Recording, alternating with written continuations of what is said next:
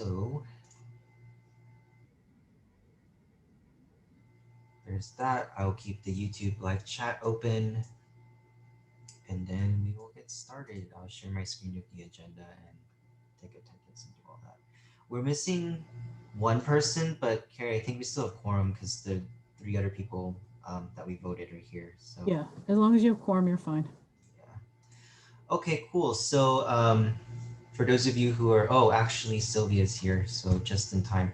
But for those of you who are here, thank you for taking time out of your Friday afternoon. I know Friday is a time to relax for a lot of people, but I do appreciate you sacrificing the time to be here for the ICC Funding Committee. I'm going to go ahead and call this meeting to order at 4:47 p.m. And I'm going to go ahead and take attendance. So Caduceus Club, Sylvia, are you? Caduceus Club, Sophia. Sophia, oh my God, I'm so sorry. I put that. Not a problem. Okay. InterVarsity Christian Fellowship, Sylvia, I think I got them mixed up. That's why. Yeah, I'm so. Sylvia, I love your background. Thank you. It was inspired by your background. I was like, let me be in flowers. And then Pre-Law Club, Kyle. Present. And Ship, Daphne. Present. Okay, thank you for that. We do have quorum, and yeah, so if I can have you all adopt the agenda here for today's meeting. I'd like to entertain a motion now to adopt the agenda for Friday, October 2nd's ICC Funding Committee. So can I get a first, please? Sophia first. Sophia first. I second that. Pre-law seconds. And I guess since we have enough, or we have a small enough group here, we'll just do a roll call vote. It should go by pretty quickly. So Caduceus Club. Yes. InterVarsity Christian Fellowship. Yes. Pre-law Club. Yes. And Ship. Yes. Okay, cool. If we have any public comment on non-agenda items, now is the time for those of you who have joined us through YouTube to enter in your comments to your chat. I will say that there is a lag, so I'll wait here for like a minute here. If people have something to say, and I'll read the comments off. So I apologize for the awkward silence, but people are watching. I'm going to go ahead and wait since I did advertise this meeting during the ICC meeting earlier today.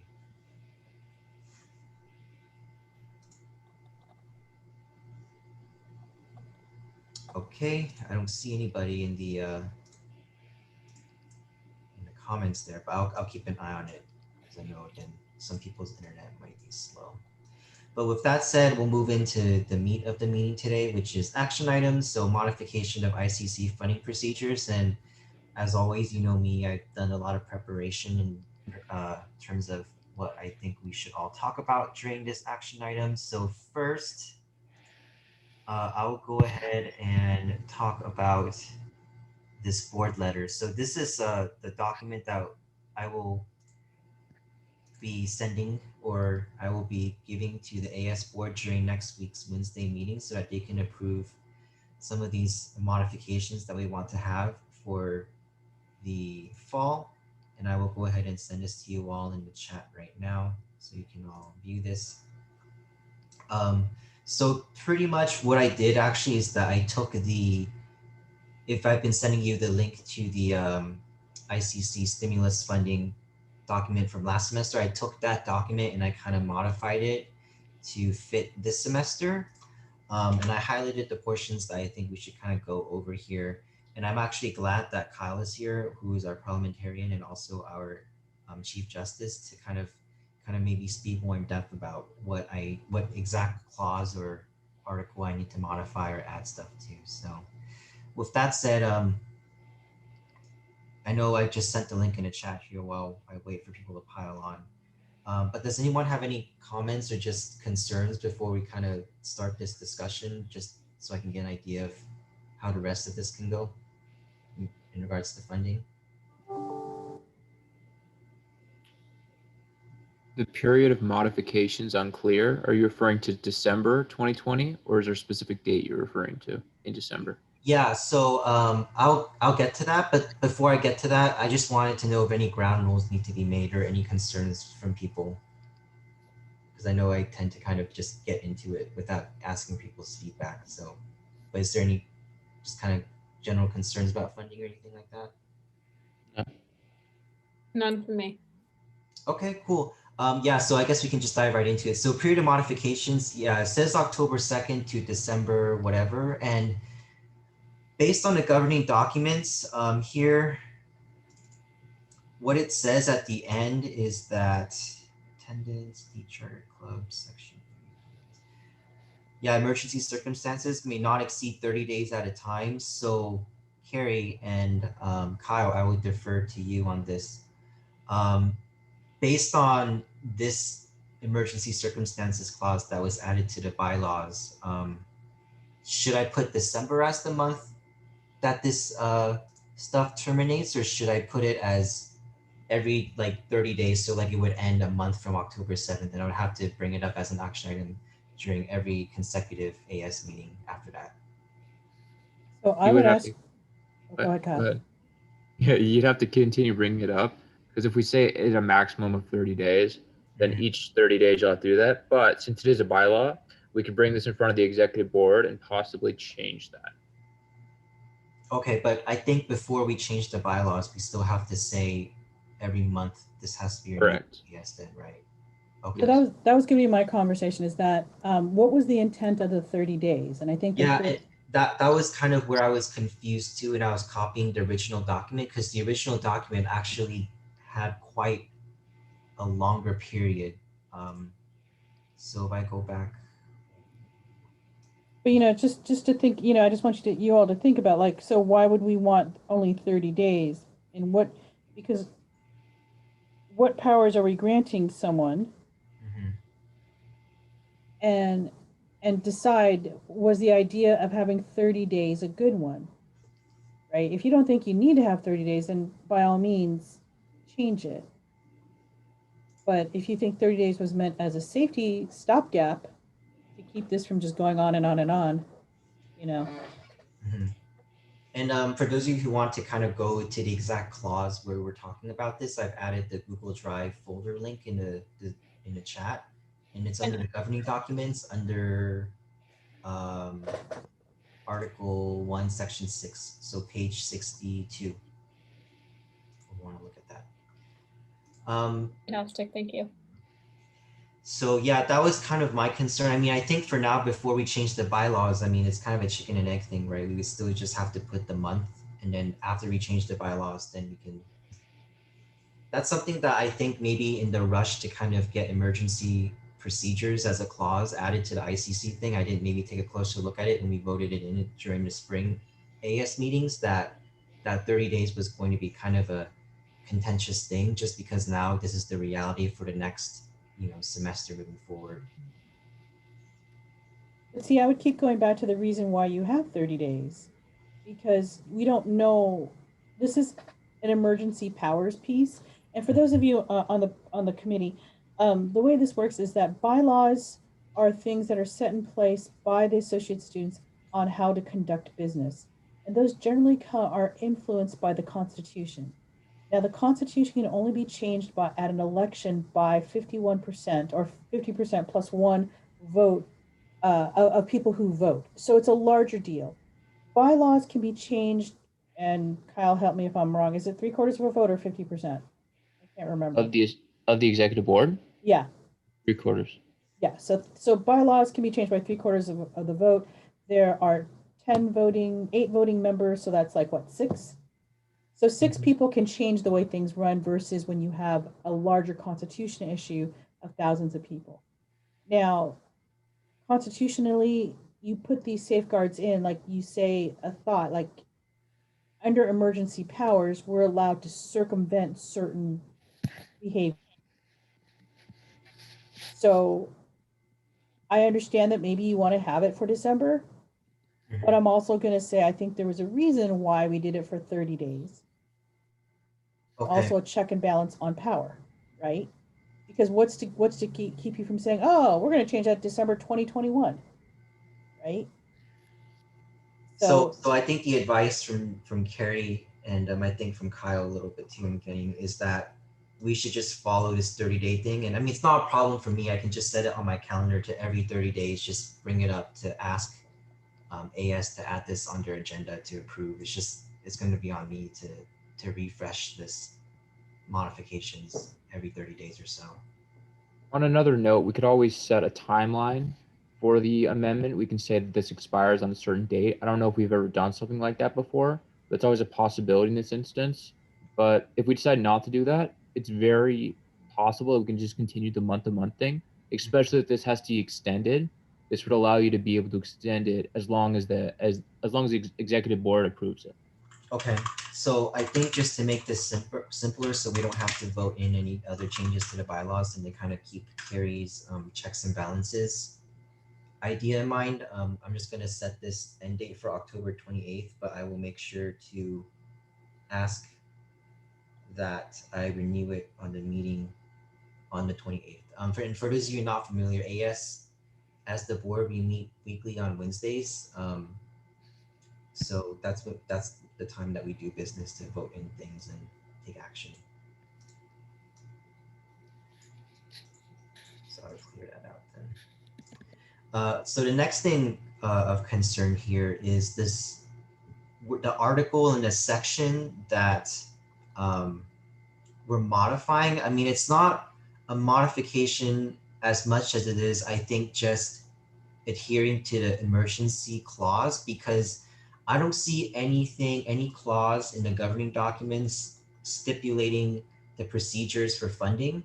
It just says that they have to fulfill service hours. And that's something that I think definitely we're going to add on as a point later on, that they don't have to do service hours, but there's nothing in terms of an article or a section that we have to maybe modify. It's more of an addition based on the powers that I have, the emergency powers that I have, if it makes any sense.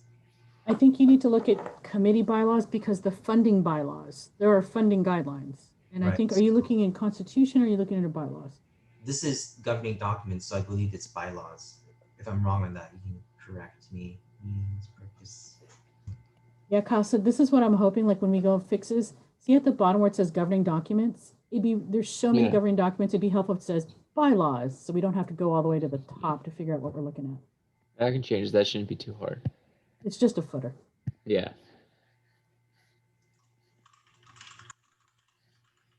So So, that this said, is- the way I should word it is, I think maybe I should say based on the emergency powers clause, I am deciding that this would be like that has given me the authority to make these changes, right? I should word it like that in the letter, Carrie. And Well, what I want to, yeah, because I think read the emergency clause and what it says, and then I really do think you need to look at ICC bylaws on funding, because bylaws still apply here.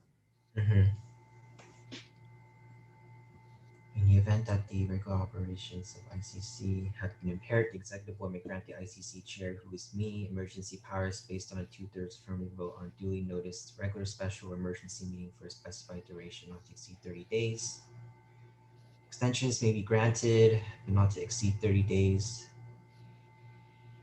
Emergency powers shall include the authority to suspend or amend any of the ICC bylaws for a specified duration. So it looks like reading this, I would have to specify which bylaws I wanted to suspend or amend.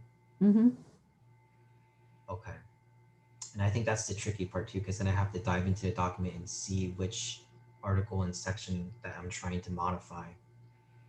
Although none of the sections necessarily talk about procedures. So I think, Carrie, this is kind of the instances where this is general enough that I can just go ahead and create a procedure, because a procedure isn't necessarily stated in the bylaws, right? So what I'd like you to do is I'd like you to go to the bylaws, because this is why you have a committee, and you all can sit down together and talk out. You can get their opinions and talk out what they want to see. But let's look at what you currently have in place, and then you give them your opinion as to why you want to change it. And then this committee can say, this is what we think should happen. You can write those, and then you bring them forth to ICC. Generally, it should go to ICC for an approval, then it goes to AS for approval. Okay, that's fair. So, I mean, I don't want this meeting to go too long. I don't want to go through article by article. But I guess what we can do. No, let me What, look up your governing documents, because honestly, you just need to funding in your bylaws, because right now you are in Constitution. Go to ICC bylaws and policy. isn't this the bylaws, or do I have the wrong document? Okay, this is ICC bylaws. Okay, then go down, and do you have funding? Oh, slow down. Funding. So go to page 61. What does it say? 61, page 61 says committees and dechartering. So this is the portion. So 61 interclub council committee shall 6 and no more than 9 shall consist of a special event planning group. Nope, that's not the one we're looking for. Funding group Keep going. It's Article 8. 8. Okay. So this stipulates service hours pretty much. Okay, so then do you have policies in there? No policies in regards to a procedure or anything talking about the the funding criteria. So Okay, there are policies in that document. Scroll down. Because what I'm trying to get at is that you all remember that whenever you do funding, there are 11 items, and Chris, correct me if I'm wrong, I think there are 11 things you cannot get with ICC funding. Do you all remember those? I have it right here if you want to look at it, but Yeah, so my question is, where is that? Is that in policy? So scroll down. What's your next page there? it's emergency circumstances and that's it. Oh, ASCC policies and procedures. Okay. Keep going and look and see. Do you have any? There's budget review, AS funds, ICC funding criteria. So see, that's what you need to look at, and funding cycles, because essentially we're asking change not only the funding cycle but the funding policy, because we are not we had talked about doing, Chris was and I were talking about doing, is in the past a club would go out and say, I want $1,500 for the entire semester because these are the activities we're going to do. When we discuss changing that, because right now I think folks don't know what they're going to do, because prior to last week when they told us we were going to be remote for winter, and we didn't know if you were going to be remote. So we said we wanted to do something where you could ask for funding, per each event. Now, when you do that, that is definitely different than what you've got listed as your policy. Okay. So now you're suspending that policy. And what I would suggest you do with this group is that you rewrite something very simple on how you want to fund people for this semester, or for the duration of you can even say the duration of the corona, or the duration of the time the campus is closed. Right? Because that's what we had talked about, Chris, remember? What are your all thoughts about funding?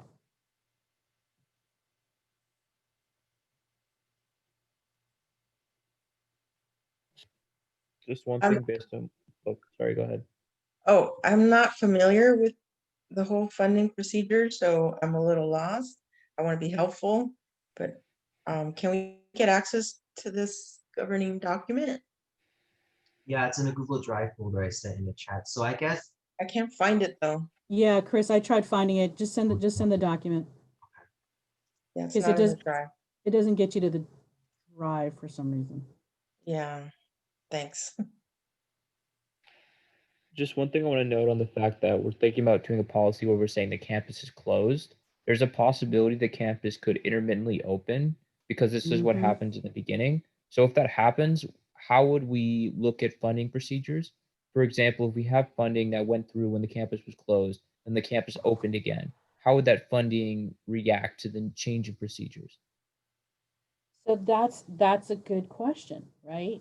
And I think we probably then need to be much more specific, because technically, yes, the campus is open, but not to all students.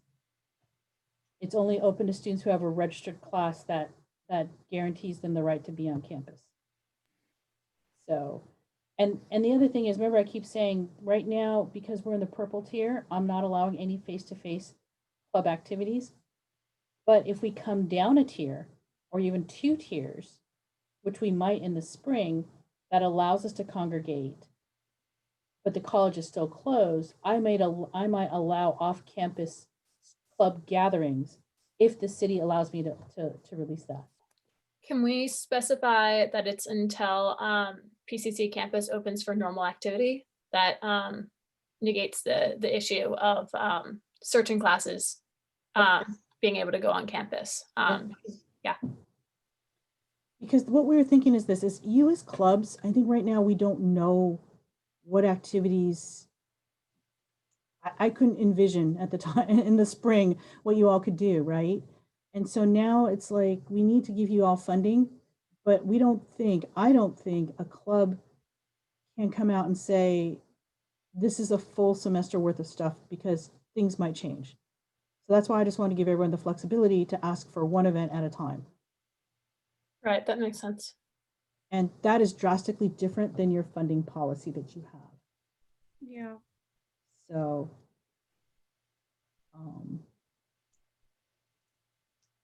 I would encourage you to have a conversation and to think about, basically you have around $30,000 to allocate this semester and another $30,000 next semester. Some of the policies in place that we usually have for funding are pretty simple. They're like, we never allow students to buy promotional materials for themselves. Caduceus or pre-law club, you couldn't get pre-law club sweatshirts. But if the pre-law club was holding a mock trial, we would allow you to buy t-shirts that say PCC pre-law mock trial team, because you're buying a t-shirt for an event. We don't allow you to give money for scholarships. We had a rule that said whenever you did that, the committee always reserved the right to make percentage cuts. Because traditionally what has happened is we would get a stack literally this thick of people asking for, we'd have $40,000 available and people would come out asking for 120, the total amount would be 120,000. It'd be like crazy. People would turn in, fencing club would turn in $3,000 worth of requests, and they would have it itemized down to the penny. So a lot of times what you did is you had this list of criteria and you went through them. And then one of the last things we always said is that you reserve the right to cut a percentage. So we always said we never paid 100% for club travel. We never paid 100% for club rentals. We never paid 100% for club food. You all should put some money into this. So that was how we used to do this. I'm willing to, and it's up to Chris really, but I'm like, everything's on the table now. How do we want to fund them now? Yeah, oh, sorry. Sorry, go ahead. So I kind of feel like maybe we're getting stuck in the morass of like which policy and clause and article we should modify. So I think maybe we should step back and talk about what we want to see funding look like. And then I guess Kyle and I can tackle which policies specifically we need to eke out and tweak. So I've got an additional question. I think it was you, Carrie, that mentioned in the ICC meeting a couple weeks ago that the stimulus money won't transfer over to the spring semester. Is there a way, I know you said we have $30,000 for this semester and then $30,000 for the next semester. I know the Caduceus Club doesn't expect to use any of the stimulus funding or any funding at all, given that everything is virtual and we're getting people to volunteer to speak. I don't know if a number of other clubs are doing that as well, but if so, given the limited activities that they can do, there will probably be more money, is my assumption, available than there are in typical semesters. And in that case, can that be moved over to the next semester to better serve the clubs? We always do that. I think whatever money, so you were all given through ICC about $80,000. Okay. we like to take some money off the top to run the business, so to speak. So if we'd had Club Rush, we usually take around 10,000 off to pay for Club Rush and to pay for club training. Obviously, we're saving money on doing that this year. So there will be a lot of extra money. The reason we didn't want that 150 to keep rolling it over and over and over, because it was bookkeeping wise, we can't do it. It's just Okay. not something they want to let us do. But what I'm really going to suggest a lot of folks do is this $150. If your club wants to buy t-shirts, buy t-shirts with that money, because we won't let you buy t-shirts out of the rest of the money. Oh, so we can use the stimulus funding for anything we want, just not the regular funding. Yes, you can use it for whatever you want, as long as it's not for a scholarship or to make yourself rich. Like we can't give you $50, right? All right, sounds good. So Good to know. Carrie, for just general funding, not the stimulus funding, will there be a limit as to how much per club can ask for? That's That's actually what we're deciding right now. Yep.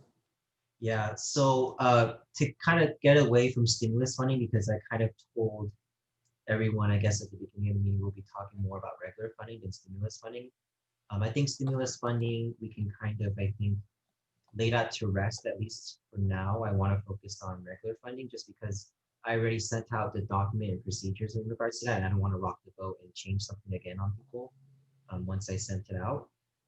But yeah, we could just focus on regular funding and talk about, I think that being a good point, right? Do we want to have a limit? Do we want to have percentage cuts? What do we want it to look like? And then Kyle and I can then kind of work on which specific policy we want to tweak and write that in here in the letter. But let me go ahead and zoom in here and return to this original document. But going back to this original document, this is kind of, again, this is what was pulled from last spring or from spring's letter in terms of what they wanted funding to look like. It's just a template and something to start off of. We can definitely add more, remove points that we think we don't want. But these are some of the things that I think we want to kind of explicitly say, this is the vision of funding for that, for this semester. So I put down here, regular ICC funding shall be suspended for the fall 2020 semester, and there'll be no requirements for club to turn in a funding packet. So that's kind of the first thing that I want to kind of tackle here is funding packet. Like, I know it says no requirement for them to turn in funding, but we still need paperwork of some kind. So I don't know how we want to maybe tweak this statement and or what we want people to turn in terms of paperwork or funding requests so that we can approve them for money. So what do you all think about that? So I wasn't on the ICC last semester, and I wasn't a board member for the QDCS Club either. So I'm not sure what the funding packet used to look like. Is it the same number of forms that you showed us in the ICC meeting today, or what did it cover? So yeah, so the old funding packet basically looked, if I can pull it up here, it looked like going way back here.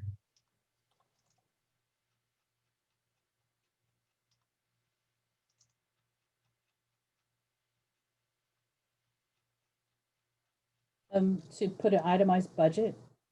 Yeah, so it looked like this. They would put their club name on the front, and this would be a printed copy. And we have criteria at the front of the pages, categories. But basically, they would write down their event title, their purpose, description, attendance, date, all the event information, and then we would then attach a line item sheet to that above event, and they would fill out individually what they're buying. So like, I don't know, if they're having a pizza party, it would be like pizza and then balloons and then I don't know, like plates, and then so they'll break it down. They'll break down the budget. We can use something like this or like a form of this. I mean, but what do you all think? Okay, so where do the clubs still have to turn in the forms that you gave us today with the minute sheet? Because I'm not seeing the sheet itself, or was that sheet redesigned for the online environment? So not that it was redesigned, but how should I put this? In order to kind of plug, the leaks in the boat, so to speak, I had to go ahead and patch through a really quick document on how to do stimulus funding, because I know that is the first priority for a lot of people. So that was that. But now that we're having this meeting, this is to kind of officially set the stage for officially outside of stimulus funding, for regular ICC funding, this is how stuff is going to go. Okay. All right. So the clubs would not be using the sheets that you gave us for the stimulus funding today. They would be using a form like this instead. They could. I mean, it's up to you all as the committee to decide, right? Do you want something more formal like this that they have to turn in to us in order for us to approve them for funding? Or do you think a vision like what I sent out today, just like a one sheet document with a checklist, but they would have to compile that, that packet or virtual packet or whatever. I mean, right. It's kind of open for debate, up to you all, how you think people should be turning in requests for regular funding this semester. All right, sounds good. Yeah. Sorry, Right. continue. Yeah. Okay, let me let you finish, then I'll go. No. I was about to be done, so go ahead. Okay. I like Carrie's suggestion that we have it as a by event basis. And if we do a by event basis, this whole thing is based on like essentially like the semester. So I think, I don't know how everybody else feels, but at least with that way, you can better allocate money based on the semester's needs, because I know based on the situation on the campus and the situation by club, it's going to be hard to have some consistency, especially with scheduling out events in the future. So for example, we don't know what's going to happen in a month. And if we schedule an event for 2 weeks and it goes well, and we have another one scheduled for another month from now, that could not happen. So I think just based on the fact that everything's in flux, I think that's a better funding model. But then we'd have to talk about like the restrictions that we'd have on that. I don't know what everybody else feels about that, but I really like that suggestion from Carrie. I also really like that suggestion. That's actually kind of the philosophy I've been promoting since the beginning of the semester, just kind of just-in-time funding. But I think that's a good point everyone has made. Like, I think it's time for us to put it down, pen to paper, like as the committee, we decide that we want to hear this funding model, right? So I'm gonna write something here to. So some suggestions that I would make is one, that you maybe come up with a time and not a timeline, but kind of a cycle period, right? You maybe want to come up with a cash limit. And then you would probably decide, do you have any restrictions? Because that's why I wanted you to see the restrictions listed in the ICC current bylaws. Because I think there's 14 restrictions. You can choose to use the same restrictions or just say, this is crazy. You can spin it on whatever you want. Yeah.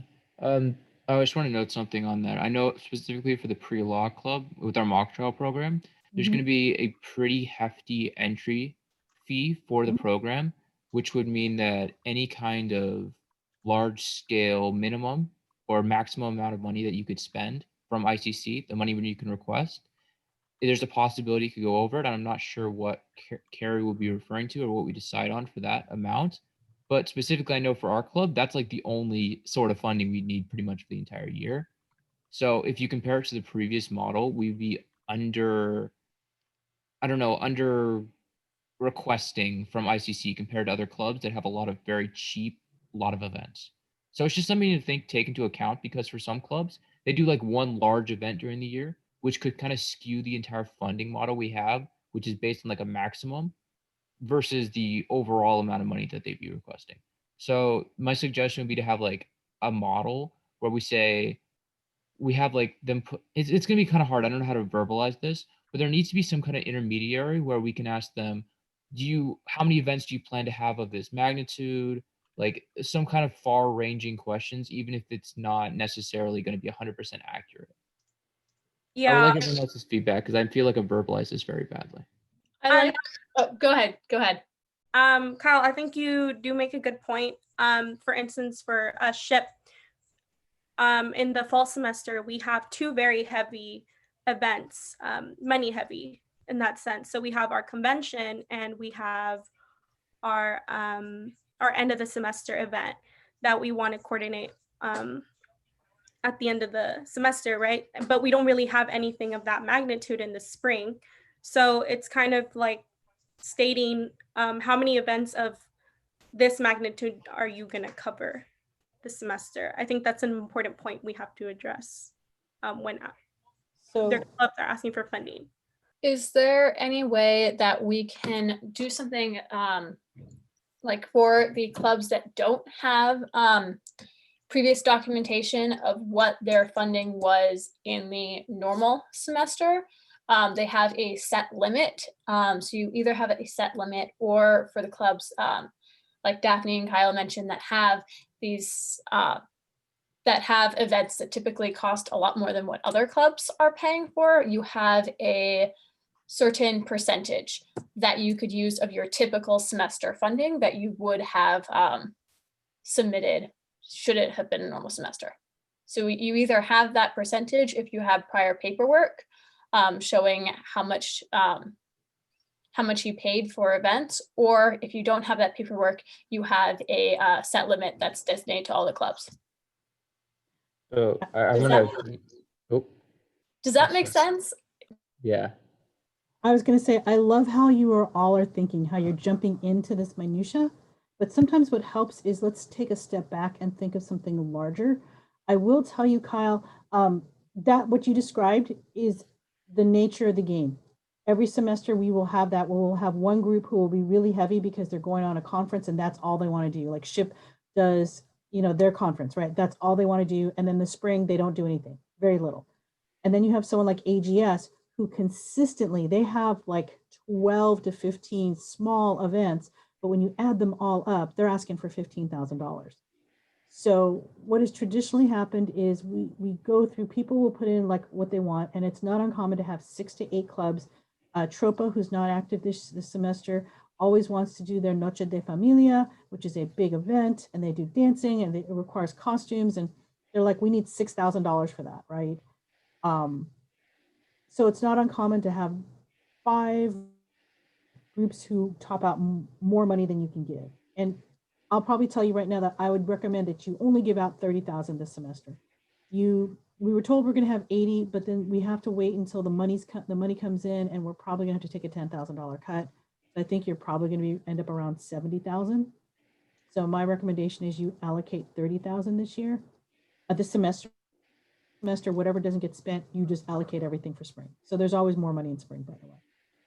But So think about, so what happens is, you'll have 5 or 6 clubs who will come down, and after you've gone through all of the rules, you've marked them down for everything, you've taken out everything they can't spend, you always have these groups, and we do them by tiers. And what we do, and one of the ways that's been very successful, regardless of how much you've asked, regardless of what you need. So for instance, if Daphne is talking about sending folks to their conference and they need to have $7,000, and that's what they come down to, they're probably in what we call the highest tier. And what has traditionally been done in the past is that there are natural breaks. Chris, do you have last year's? Can you pull that up anywhere? If you can find it. So you'll have groups who are in the top tier, middle tier, and then the lower tier. Generally, we say in the past, the group has said, anyone who's asking for less than $500, you're going to get funded. You're not going to get cut. People between 500 and 1,000 will generally get a 20 to 30% cut. Anyone asking more than $1,000 usually are subject to the largest cut, and they usually get cut down to around 4 to 5,000, 40% or more. I think we did one time. So that was the only way folks figured out that, if you're asking for the most amount of money, you're going to sustain the biggest cut in terms of percentages. And that we usually calculated the percentage on a way so that we could get everyone down. We can get the entire budget down to our total amount that we had to 35,000. So what I'm saying is people submitted $100,000 worth of requests. We went through them one by one and took out things we weren't allowed to fund or things that you felt were suspicious. And then you looked at how much money you had. Maybe you got everything down from 100,000 to 60,000, but you only have 35,000, so you needed to, or 30,000, so you needed to cut 50% out of this budget. Instead of just doing 50% cut to everybody, because if you're a group like the tennis club that only asked for like 10 cans of tennis balls, it's really sucked to cut them 50% versus Tropa, who asked for $6,000 and cut Tropa $33,000. So that's why this tiered method came in. Does that make sense to you all?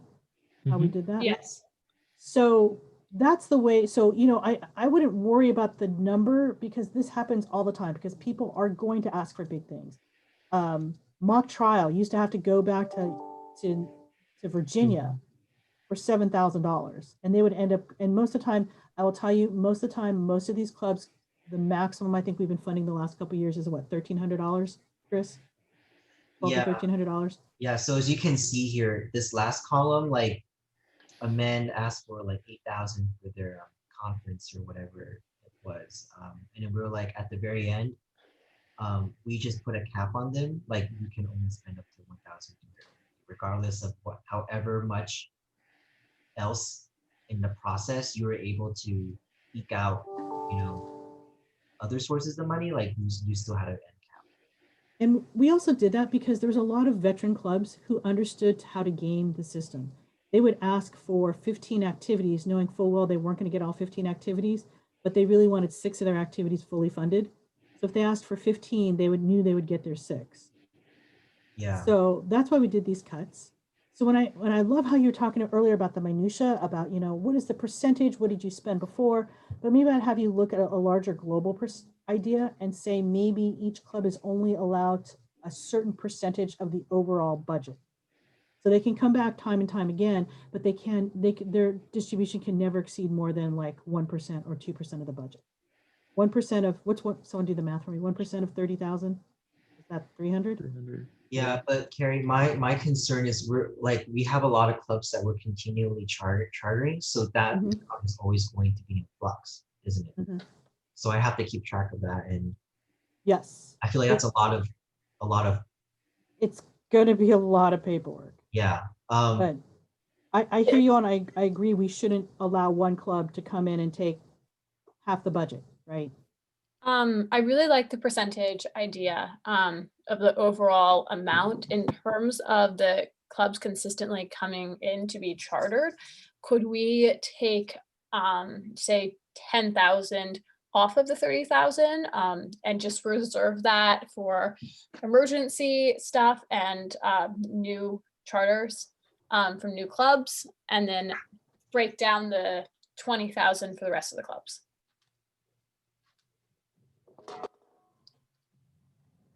I definitely don't think we should do that because you're assuming that these new clubs that they're going to be charter are going to take $10,000 of our funding, and that means that all the other funding is getting proportionally less by $10,000. I definitely not in favor of that. From All right. both a That's a fair point. stance of, hey, my club wants money, but also from the stance that I don't think that all the new members or the new clubs that are going to be chartered are going to need $10,000. All right. That makes sense with the $10,000, but is there a specific amount of money that we should say, let's reserve X amount for new clubs? Carrie, historically, and I guess to everyone too, historically, what has happened is we would go through this whole rigmarole and create this giant, scary spreadsheet. And then some people would turn in their paperwork like late, or we would have people that would charter after this big spreadsheet is released. So what the committee would do would be like, out of, you know, $80,000, we say like, we just set an amount, right? Like I think Sophia is smart in that, saying like, that's exactly what we do. We say we reserve $5,000 of this $80,000 you know, amount for late people or new people. So that's actually historically been the way things have been done, actually. But I think maybe with that said, out of this $30,000, I think the ratio and proportion of money we're allocating to new people or late people has to be adjusted, so that's not, it's not as big as 10,000, because that's like 1/3. I agree. That's a really good point. Just right off the top of my head. So, but yeah. I like it. We got to brainstorm. That's what's going to make it work. Here's a crazy thought.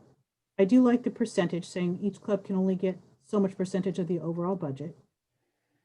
And it's first come, first serve, right? It is what it is. We can't hold on to money forever. Or the other option is you say you do this on a monthly cycle. Remember, I said we need to figure out a time frame, not a timeline, but like a cycle, and say we've got October, November, December, that you are putting $10,000 in each month, and when that money is gone, it's gone until the next month. It's not. I mean, I'm just throwing that out there. I don't really love that idea, but it's an option. I think that just adds another layer of abstraction that I think the committee has to handle. I don't know. I mean, it's up to you all. I mean, obviously, it's a lot of work for me to keep records of this, and I was actually the person that pretty much did this whole spreadsheet. I mean, I can do it again. I don't mind, but it's just it's a lot. Okay, so I think that would be a really good idea if we knew that clubs were consistently using the same amount of money. But like you mentioned before, there are clubs that need a whole bunch of money for one event and then don't really do anything after. So for that reason, I think just giving them a certain percentage of the overall amount for the semester and saying this is what you have, and this is all that you have is a better idea. What does everyone else think? So the first thing I want to say is I have another suggestion, and then I'll go into talking about that. My first suggestion would be that we have a two-prong system. The first prong of the system is going to be asking them, how much money do you think you're going to need for this semester? And they give an abstract number. They say, I'm probably going to need about this. It could be totally abstract. It doesn't mean they're going to get any money. It's just a basis for what they think they're going to require. I think it's a good first question to basically get the gist of what do our clubs think they need, especially during a pandemic. Because it's very probable that during this pandemic, a lot of clubs are going to be downsizing. They're not going to be needing as many things. They're not going to be needing as much money. So I'd say there's a probably high likelihood you're going to get clubs who normally requested like a couple $1,000s realize all our events were canceled, moved online. We're not going to travel. We're not going to need all these fees, and they're going to drop a bunch of the money that they're going to need down. I think that's a possibility. So I think it's a good first question to ask. And the second part of that would be then we ask them on a by event basis, how much money do you think you're going to need? And then we look at that based on the amount of money that they think they're going to need in the beginning. And if they said, we're probably going to want about $1,000, you say, okay. And if their event costs, like, let's say $200, you say, now you've used a fifth of your revenue, or you've used a fifth of what you requested that you wanted. It doesn't mean they're going to get that amount of money in the beginning, but it basically means you have a reference point. So I think a reference point system could be good. Anyone could disagree with me to add other suggestions, but at least it would give us a gist of what the population thinks that they might require over the whole semester without us going into a system where we're saying essentially everybody goes event by event or the percentage basis, which on the other end, I don't know if the percentage basis is going to be great because on the percentage basis, you get into the system where, or you get into a problem where you have some clubs who don't want anything. They don't need anything. For example, I forget which club here said they didn't need any money. They had all presenters who came in and they didn't pay them. For example, you're going to get clubs like that. And the same thing, you're on the opposite end, you're going to have clubs who need, like, let's say AGS, who has 1 million events. They're still going to be running them. They're still going to probably be wanting to send stuff to people, et cetera, et cetera. So you have both ends of the spectrum. So I think that on a percentage basis, not all clubs are equally needy, I guess, of the funds. So that's a downside to the percentage basis. And I forgot what I was going to say as a critique to the other thing. I kind of got lost, but those are the things I wanted to add. That's a really good point. In that case, I think I do really like the idea of giving them a survey on how much they think they'll need for the semester. I think it should be noted in the survey for them to see that. I think we should have a system where you have a certain percentage that it's for that club, but I think that percentage shouldn't just be the same for everyone. I really think that's a good point that you made. And I think the percentage that you get should be based on your response to the survey. So we can let them know that how much funding they're going to get is based on how much funding they say they think they're going to need. And then we can go from there. I'm just thinking timeline wise, to get that survey out and to gather data from that survey will probably be at the very least by the middle of October. And I think to keep things fair, and then the middle of October, and we're gonna have to meet again to then, do the math and do all this stuff. So I think it's only fair that we try to get this out as soon as possible. And I think adding a survey just adds another layer of complexity that maybe as the chair of ICC, I don't And- know if that's a good idea or not. And also, I send out my emails and looking at the statistics of how many people click on the links that I guess are kind of extra, like links that aren't agendas, links that aren't Zoom links, links that aren't uh, about volunteering. Like it's very low. So engagement in the emails, even though I do send them out, are pretty low. So I don't even know if a survey would be a good pool of people to ask. I don't know, or just very few people to So- ask that to work off of. You could always make that as a prerequisite for requesting funding. So if they don't send out the survey by a certain date, they're locked out of essentially funding unless I they're a mean, new club. I'm just of the model that So wait, we should just keep it simple. Like I like the reason why I like the way the stimulus funding is done. It's like a debit card, right? You have $150 on this debit card, and once it's done, once it's gone, and you can spend it on whatever. so let me ask you all this, because again, having lived this experience of funding, it doesn't always work out for everybody. So Kyle, can you explain to me, so why are you concerned about your club? We'll use your club as an example. So you're saying that the only thing you ever want out of ICC is $7,000 to do mock trial. You'll never ask for any other money again, and you really want us to fund it fully for $7,000, even though the most we usually fund is $1,200. Is Sorry, you cut out the last phrase, but I guess I think I understand what you're trying to say. I mean, obviously for this year, it's going to be a lot less because we're doing a different system and we're not actually traveling places. So you know the numbers behind that. But the whole point I'm trying to say is if you lock everyone into a percentage basis, you'll have clubs such as AGS. For example, 1% of the total budget goes to AGS. So they get $300 when they're normally used to $1,200. It's that same kind of thing. So you essentially, you cut them out of the possible events that they could have done. And you also say for the clubs who don't need the money, you essentially leave it on the table. So let me go back and talk about that. So you're right. I think by limiting folks, that's why we like to have everything come in at one time so we can equitably share everything out. And if you didn't get your request in, well, then we always had a smaller amount of money that you could ask for a smaller amount at one time. I don't have a problem with groups putting in a single request and we giving that out to them, and especially if it is rather large. But I also want to say that I think we need to look and say, because if we do that, I have clubs that I know who will ask for $15,000 and have a perfectly justifiable reason to spend it. So that's why I'm saying, we can, because when Chris was talking about just-in-time funding, it would be once a month. It would be you as a group would meet on the first Friday of the month, review any applications, and distribute the funds. Because there are some clubs that will never ask for any funding. You're right. And there's some clubs that will continually ask for funding. And it's when we do it, it's never perfect. It's never perfect. People never get all the money that they need or that they want, but they get something. So, and I'm more concerned with getting money to folks.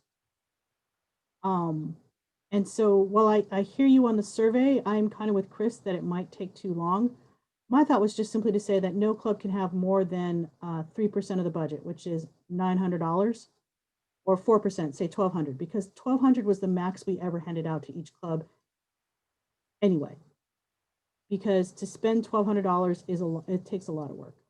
In that case, I still like the idea of the survey, but I understand where you and Kristen are coming from with the whole time issue. Could we possibly send out the survey in an email, say the survey is going to expire a week from now, If you want to let us know how much funding you expect that you will need, which we can reference when we're determining how much each club gets, you can do that. If not, we will give you a whatever percentage we determine. And then we can go from there. And if the clubs don't get it in within the week, they're not considered for additional possible funding. Well, then for me in my mind, it's like, what's the difference now between that and what happens in a regular semester? This whole philosophy of just-in-time funding, the fact that we are working people into a corner and asking them, what amount do you want to spend, turn in by this date, is exactly the way funding operates in a regular semester. So it's like that's like what we're not really changing anything at that point. Well, typically, correct me if I'm wrong, but what I've understood so far was that typically in a regular semester, the clubs kind of know what they're doing and why they'll need the funding. Is that correct? Yes. Okay, so in that case, with this system, they would give a general idea of how much they expect they'll need based on how much they needed in previous semesters and based on what they're actually doing with the virtual system. But it won't be a set amount. And I had another point that I was making and I can't remember it now. I just want you to be aware, if we're going to ask them to say how much they want and say that's all you can ask for and no one else can ask for any money, I'm going to scrap this conversation and tell Chris to go back to the original process. Because Okay, that's exactly the original process. Yeah, I agree. And okay, I think I'm understanding finally what you're saying. For some reason, I think I misunderstood it. So what you're saying is you go by event basis, but you record the numbers for each event, and they have a maximum amount they could spend, which is a percentage of the overall amount. Is that correct? And we're talking 3 to 4%, right? That's my suggestion. Yeah, Okay. when it's out, like Carrie said, like first come, first serve, like when it's out, it's out. You know, I like that. And Yeah. but the only thing I would note to that is the month by month solution. I don't if we plan to have that system, having a month by month rolling basis isn't going to necessarily change anything if they're still locked into the same percentage basis. So I'm saying from that perspective, it's not necessary to do a month by month basis, and we should just have an aggregate of the total amount. Otherwise, you'll have possibly, like, for example, the month of November, there's a bunch of transfer events, and a lot of clubs are going to be doing stuff related to like UC transfer. That could be a massive month for funding because a lot of people might want to bring in, for example, speakers, et cetera, et cetera. And that could overwhelm that month's funding, which isn't necessarily a bad thing. It just means that, for example, some events couldn't be able to be put on, or they'd have to find other means of funding. So that's just my perspective there. And now that I understand it, I don't think we necessarily need the survey. It only gives us a synopsis of what the population needs, like an initial breakdown.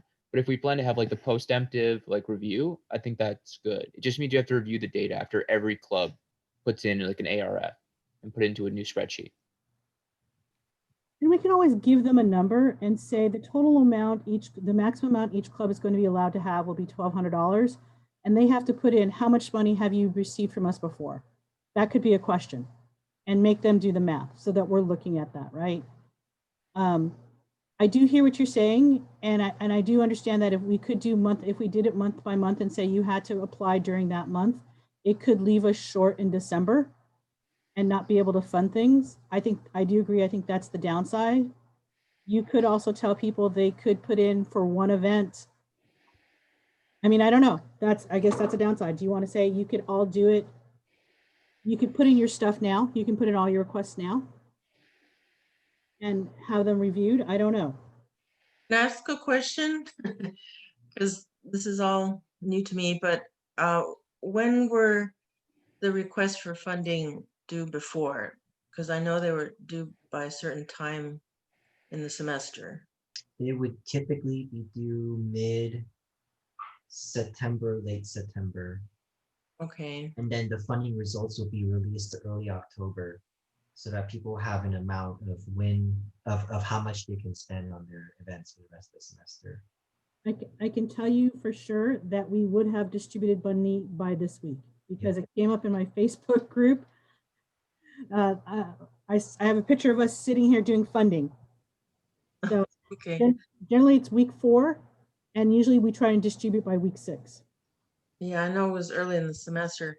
So since I think some clubs are really gonna like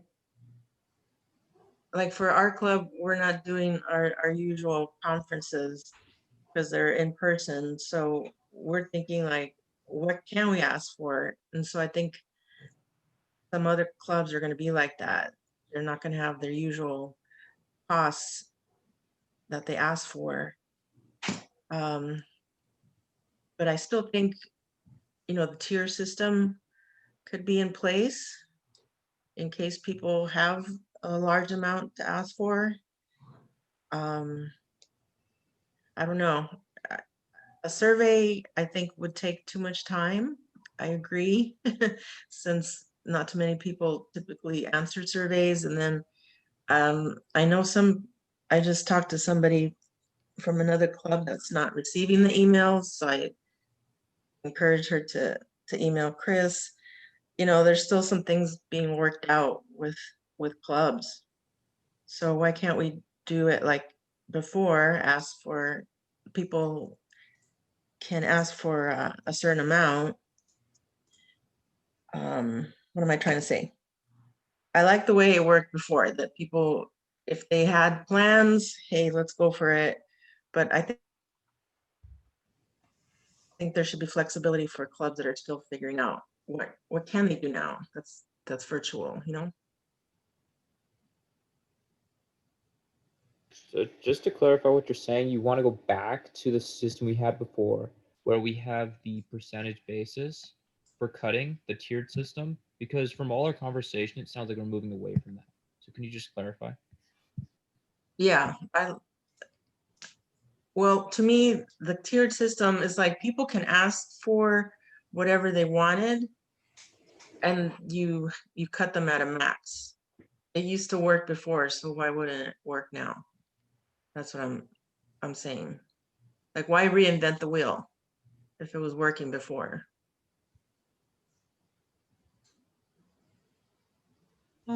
I think the reason we thought about shifting is because right now people, and you can tell me if I'm wrong, clubs don't know where we're going. We don't know what's going to happen and what's opening. If you all feel comfortable that clubs now know what they're going to do, we could just go with the full-on option that we've done before. But we thought of this would be a way to give folks flexibility if new things came up. Yeah. Because I keep thinking that there's new ways of doing things that we didn't know about before. And folks are learning different ways to engage. And if you learn about something, a great program, but you've already received your funding, then there's no way to go back and ask for that money. Right. Well, that was my second point, is that clubs are still figuring out what they can do virtually. So we would be operating two different systems at the same time. I don't know. I don't know if I speak for the group, but I think that everything we've talked about today is moving towards a system where we go by event. And I think that that's probably one of the most efficient systems we can use. It will be the least legwork if we go with Carrie's suggestion of having them say how much funding we got before. We would need to decide on a number, a percentage basis of how much a singular club can take from the total budget. And that's something we'll have to determine. But I think overall, that would probably be the best system where we go by event and just do that methodology. I don't think we should go back to the old system because yes, just like everyone's been saying, it locks us into a specific game plan or a specific way of motion, which COVID may unknowably or knowably disrupt.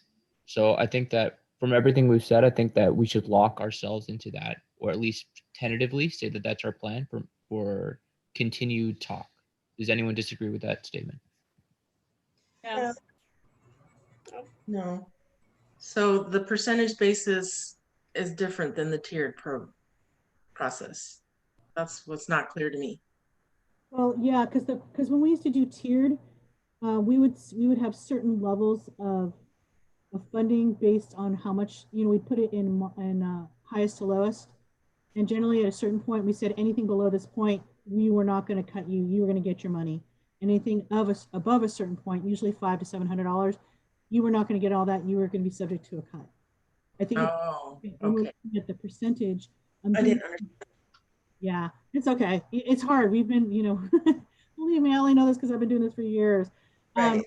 I'm looking at if we were to do like percentage, I would say that no one club could ever have more than so much of the pot. And that would keep one club from going in and clearing out all the money and not leaving any money for anyone else. So that way we're kind of equitable on that. And That's what I was trying to say. I thought the tiered system was that, but I agree with that, Carrie. I think most people, most clubs, I'm going to tell you, are really honest. And they're going to come to you and it breaks your heart. Someone says, we just want, like I said, I think 10 cans of tennis balls, please. And they're $236 each. But can you give us like, $25 to buy these tennis balls? And we're like, that's all you want? They're like, yeah. We're like, yes, here. Because we're not going to take that away from you. Right. So most of the 70% of the clubs are going to be like that. You just want to fund them because they're doing good things. So I know there's been a smattering of ideas here, and I know we went over an hour at this. I'm just trying to think of the best way to, at the same time, expedite this process so that people can get their money, but also keep it fair and keep everyone's ideas in mind. So far, kind of going over the discussion so far, there's been the idea of we are going to give people a percentage of the budget. That's one thing. The other thing Sylvia suggested is don't reinvent the wheel. What's wrong with the process that we had, the old process that we had? No, I take that back. Sorry. I Okay. thought the tiered system was a percentage. So Okay. I go with the percentage, a certain Okay. percentage. A certain percent. My idea, which was we just like a debit card, same thing with stimulus. We just kind of do the math right now and give people like a set amount that they can spend up to, like a cap. Um, am I missing out? I think it's just only two ideas, right? Maybe it's just been so much discussion that I lost it all. Hey, Chris, how many clubs do we have currently right now? We have 40 something, at least 45. I know that. Now let me ask you this, Chris, this is kind of your prerogative. I'm Yeah. going to guess that you've got you're going to have $70,000 to distribute. How much do you want to distribute this semester? $70,000. I thought we had 30, or am I wrong on that? You're going to probably have 70,000 overall.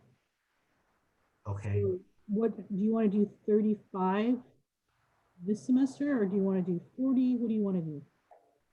I want to keep it balanced for both semesters Okay. because the news has already come out that we're going remote for spring. So I cannot possibly think that Club Rush will be a burden on the budget.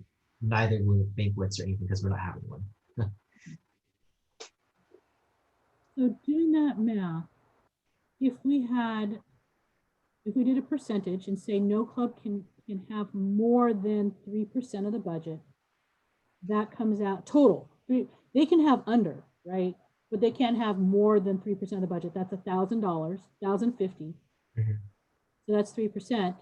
Or we could do yours, which we talk about doing 35,000 divided by, what do we have? 42? Yeah, like, let's just say 45 to keep it even. 45. So that works out to about 777. Yeah, I opened up the calculator, so it's $666, which we can round down, I guess, to 650. Sorry, so that's 30,000 divided by 45. I'm sorry, that's the value. Let me do that. If you do 35 by 45 divided by 35,000 divided by 45, you work out to $777. Yes, that's a pretty generous amount, I think. You could do that, but and just give everyone $777 and say go at it. Yeah, lucky 777. So Yeah, I think we should make the cap at 1,000 instead, because there are going to be a number of clubs who aren't using barely any money at all. Yeah. And so I don't think there's going to be very many clubs that reach that 1,000 limit. And I don't. Okay, so then you want to oversubscribe the amount that. Yeah, if we're setting a cap that the clubs can't change, I don't think there's very many clubs that are going to be able to get up to $1,000. So I think we should make a cap at $1,000 because there will be some clubs.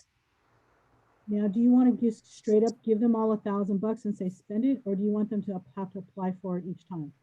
I think they should apply for it each time because otherwise, yeah, sorry, continue.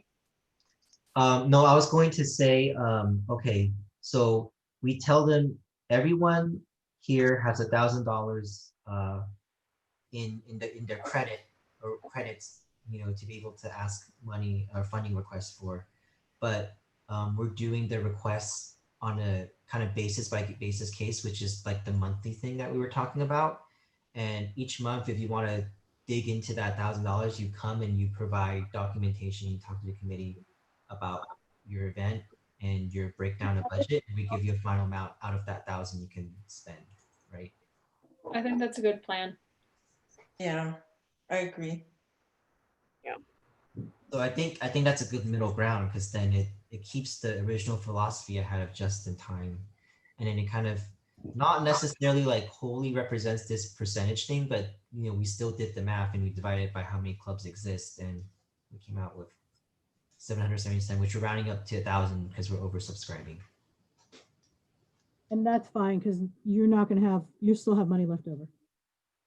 Yeah, and I mean, I know during the meeting too, and I guess I kind of want to wrap this up because I want to respect everyone's time. I think we might have to continue this conversation at another time. But anyways, I know during the meeting too, we can also add additional criteria too, right? Like if they don't meet the funding criteria that we state, like if they're trying to spend it on a scholarship or something, we cut them.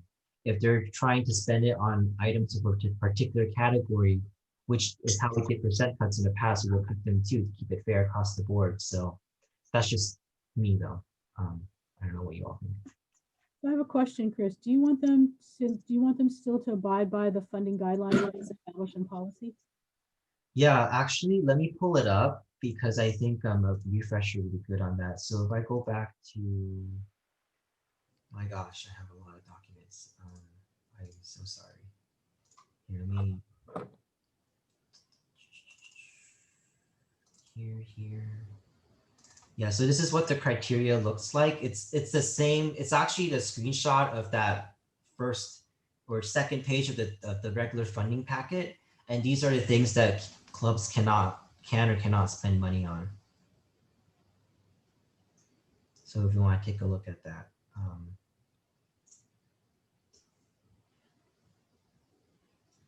Yeah, so that's the criteria. And I think we can use that during the monthly or bi-weekly meetings too. Then if we determine that people violate any of these, we can cut their budgets based off of that. The thing is though, looking at this, blah, blah, blah, no funding for food supplies. I think number 4 might have to be modified because people are going to maybe then require. Well, we said you'd cover shipping today, right? Mm-hmm. So that would be another expenditure. And then either AS would purchase t-shirts or each club wants to purchase apparel. So 7, no funding for club apparel. Might have That's always been a very specific one. So like I said, the difference between this and your stimulus funding doesn't have to go by any of these rules. The only Right. one is no scholarships, and no making yourself rich, right? And no face-to-face activities. But you can buy club apparel and you can buy stuff to do club publicity. Like if you wanted a subscription to Canva for the year, you could take it out of the 150. This one is different because for some reason I wasn't here when these rules were put in place, but they didn't want ICC to have to pay for club advertising, mainly t-shirts. Like if it's AGS, they don't want to pay for AGS t-shirts. Mm-hmm. But if AGS is going to a competition, as long as the apparel is for the competition or for the event, they'll pay for it. Okay. So that's the difference with that. So for example, Carrie, you know how in mock trial there may be costumes involved? Mm-hmm. Would Yep. would ICC cover that as part of that guideline? That's Yep. an event, so it would be covered. Interesting. But we will not buy you all polos that say PCC mock trial. Right? Because that's advertising your club. Yeah, it's very particular. So okay. I know we reached the 6 o'clock milestone, so why don't I refrain from taking action on this today? You only had a discussion. If everyone's okay with that. And I think we can schedule up a follow-up meeting next week. I will send out an email if this time works for everybody, to kind of, I guess, finally put pen to paper and come back with something that I can present to ICC and the board. I know this is an action item on next week's AS board meeting, but I think I'll just tell them we're still working on it, and I think that'll be okay. Is everyone okay with that? Because I know there's still a lot of things that need to be worked out, I think, before we can even talk about what action we can take on this. So I'm good with that. Yeah. Can I ask for the funding packet that you used to have? Because we didn't talk about what paperwork we would yeah, require. why don't I just turn this folder into kind of a repository for all of the documents that you all think you would need to make your decision, and I think I'll send out an email too. But before we meet next week, I think everyone maybe write like a half sheet of notes of what they want to see for funding and the procedure and the logistics of it. I will do the same, and so that we can finally, I think, draft something that I think would be good enough to present. But I will add that into the folder right now, and I will send out the link to that folder in the email. So no worries. Chris. Yeah. Yeah. I don't know if someone said my name or not. Okay, maybe you should cut out. But does anyone have any more last comments here before I move to adjournment? I do not. Okay. don't. Sylvia, you're trying to say something? Oh, sorry. I was too soft. I said I don't have any other comment. Okay, that's cool. So yeah, I will then entertain a motion at this point to adjourn the meeting at 6:04 p.m. and I'll just do a roll call vote, and then I'll let you all enjoy your Friday evening, and I'll send out details about the next meeting in an email. So yeah, I'd like to entertain a motion to adjourn this meeting at 6:04 p.m. So Sophia, how do you vote? Yes. Sylvia? Yes. Technically, Chris, someone has to first promote. You entertain it. Someone else has to actually motion. Oh, I guess it's late in the day. I'm gonna do it again. It's just last meeting and I'm about to go to dinner, so tired. Yeah. So at this point, I'd like to entertain a motion to adjourn this meeting at 6:04 p.m. So who first? I motion to adjourn.